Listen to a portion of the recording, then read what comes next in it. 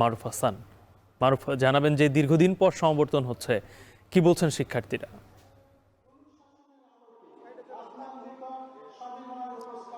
গালিব, আপনি যেটি বলছিলেন যে দীর্ঘ দিন পর 2019 সালে কিন্তু প্রথম আমরা দেখেছি যে 11তম যে সমাবর্তনটি সেটি কিন্তু অনুষ্ঠিত হয়েছে, আর এবারের দ্বাদশ সমাবর্তন অনুষ্ঠিত হয়েছে 6 বছর পর।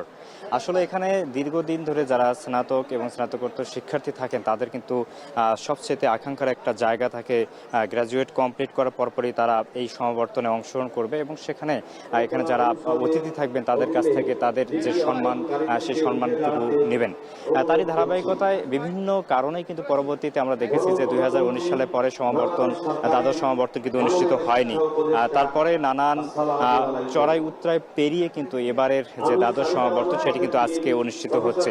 সকাল থেকে আমরা দেখতে পেয়েছি যে এখানে যারা গ্রাজুয়েট আছেন তারা কিন্তু সকলেই এখানে তাদের যে নির্ধারিত কালো গাউন এবং হেড ক্যাপ রয়েছে সেটি কিন্তু পরিধান করে কিন্তু তারা বিশ্ববিদ্যালয়ের যে স্টেডিয়াম আছে সেখানে কিন্তু প্রবেশ করেছেন তাদের সমাবর্তন স্থলে।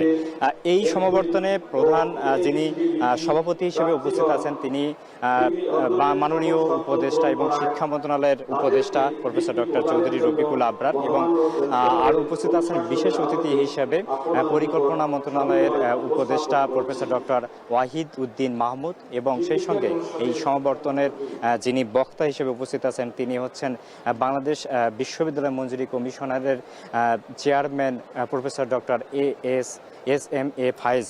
আসলে আনুষ্ঠানিকতা বলতে এখানে সমাবর্তনের যে আনুষ্ঠানিকতা সেটি কিন্তু সকাল থেকেই শুরু হয়েছে।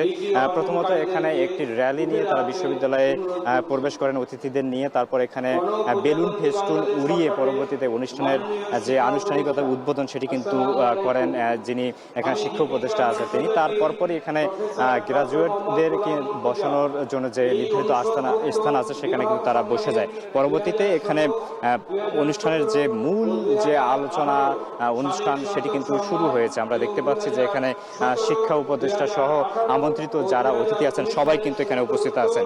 এই সমাবর্তনে কিন্তু 6000-এর মতো যারা গ্রাজুয়েট আছেন বিভিন্ন সেক্টরে তারা কিন্তু অংশগ্রহণ করেছিলেন।